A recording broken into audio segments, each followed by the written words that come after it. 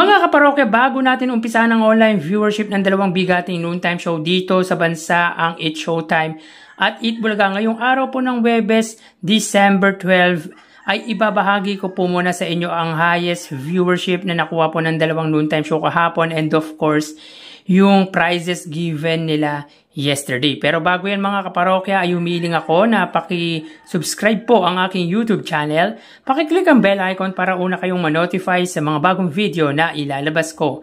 At pakidami nyo na din na i-follow ang aking Facebook page na Mega TV at ang aking TikTok account na Kaparokya TV. Maraming salamat! So mga kaparokya, bago natin umpisahan ay i-congratulate po muna natin sa katatapos lang na De La Salle Araneta University, the 7th Gawad La Salle Llaneta, sina Vice Ganda as Most Outstanding Variety Show Host at ang It's Showtime as Most Outstanding Variety Show. So meaning to say, para po sa mga taga La Salle Araneta University, ang It's Showtime po at si Vice Ganda ang siyang hinirang nila para maging Best Variety Show Host at Variety Show. So again, congratulations kina Vice Ganda at It's Showtime. So punta po tayo sa highest views na nakuha po ng dalawang noontime show kahapon. So para po sa It's Showtime under sa ABS-CBN It's Showtime na may 2.46 million subscribers sa oras na 1:08 PM at sa segment na And the Breadwinner Is, ang It's Showtime po ay may highest views na 72,000. At para naman po sa Eat Bulaga mga kaparokya, under sa Eat Bulaga TVJ YouTube channel na may 1.18 million subscribers sa oras na 2:03 PM at sa segment na Gimme 5, sila po ay may 94,000 highest views. So dito mga kaparokya, ang pagitan po ng viewership nila ay 22,000 pabor po sa noontime show ng Iconic Trio. Mga kaparokya, kahapon po ay wala po si Vice Ganda sa It's Showtime. So nakaapekto po ba ang pagkawala ni Vice Ganda sa It's Showtime dahilan kung bakit bumaba po ang number of views nila kahapon? Sa tingin ko ay hindi po, dahil kahit po nandyan si Vice Ganda ay talagang mababa din po, or may time po talaga na mababa po ang views ng It's Showtime sa kanilang main YouTube channel pagdating po sa higher or highest viewership na ginagawa po natin. So depende rin po kasi mga kaparokya sa celebrity guest contestant ng nasabing segment na And the Breadwinner Is ng It's Showtime. So dito mga kaparokya, pagdating sa highest views ay wagi po ang Eat Bulaga. So punta po tayo sa prizes given nila kahapon. So quick recap lang po tayo mga kaparokya. In today's episode, they gave a total of 549,000 pesos, kung saan ang 75,000 po dito ay sa It's Showtime at ang 474,000 naman po ay sa Eat Bulaga. So dito mga kaparokya, sa dalawang araw na ipinahamahagi nilang papremyo ay may pagitan po sila na 399,000. So malayo po ang inilamang ng Eat Bulaga pagdating po sa prizes given last 2 days. So punta po tayo sa Miyerkules episode, December 11. So dito makita po natin ang It's Showtime po ay may 10,000 pesos, but upon watching po sa live Facebook ng It's Showtime, they gave a total of 35,000. 20,000 po sa And the Breadwinner Is, kung saan meron pong plus sari-sari store package at Noche Buena and Media Noche package plus cellphone mga kaparokya. At of course 15,000 naman po sa tawag ng tanghalan with a total of 35,000 pesos. Sa Eat Bulaga naman po mga kaparokya, sila po ay nakapagbigay ng papremyo sa halagang 270,000 pesos. So, 20,000 po dito ay galing po kay Ryan Agoncillo, 30,000 sa Pera Fee segment, 15,000 sa Barangay Christmas Singing Contest, 90,000 sa Sugod Bahay mga kapatid, 95,000 sa Gimme 5 at 20,000 sa Bawal Judge Mental Kaba with a total of 270,000 pesos. So, ang gap po nila mga kaparokya para po sa araw na yan ay 235,000 at ang total or yung combination prizes po nila ay 305,000 pesos. Meaning to say mga kaparokya, sa 3 araw na episode, they have been given a total amount of 854,000 pesos, kung saan ang 110,000 po ay from Eat Showtime at ang 744,000 naman po ay sa Eat Bulaga.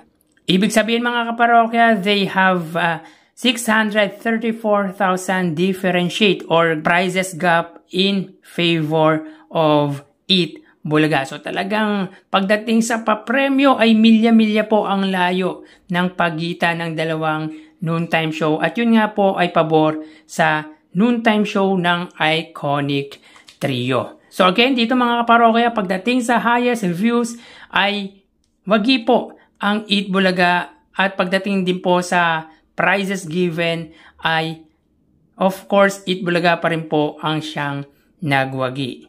So tara ating alamin ang online viewership ng dalawang bigating noontime show.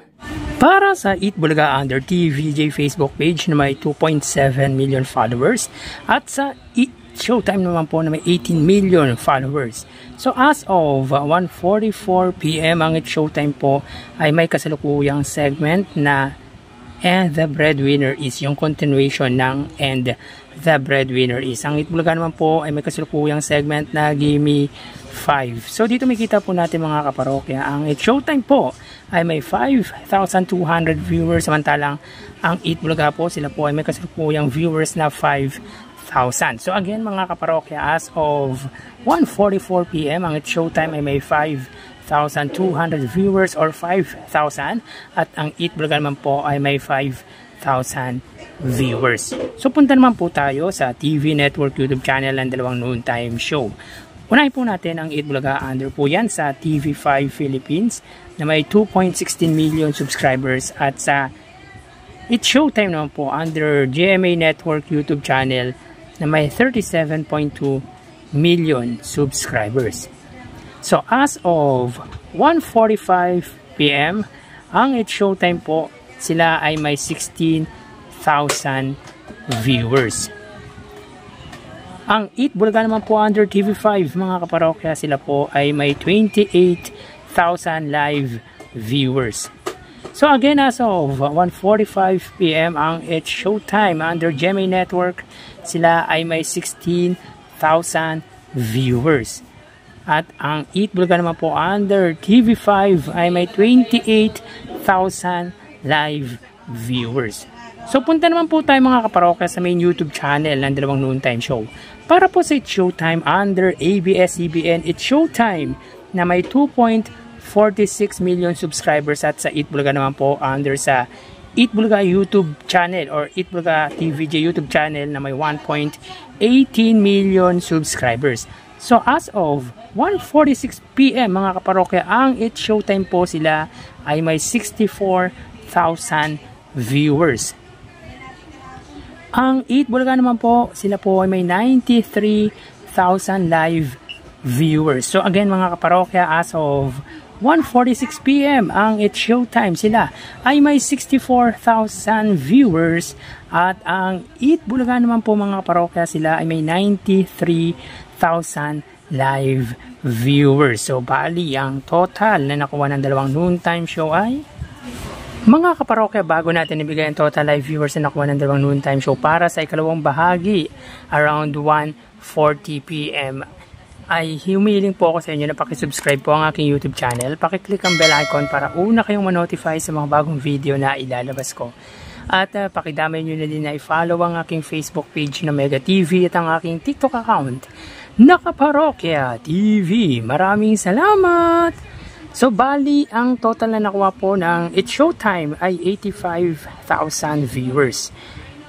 5,000 sa Facebook Live, 16,000 sa TV Network YouTube channel at 64,000 naman po sa main YouTube channel. Ang Eat Bulaga naman po ay nakakuha ng total na 126,000 live viewers.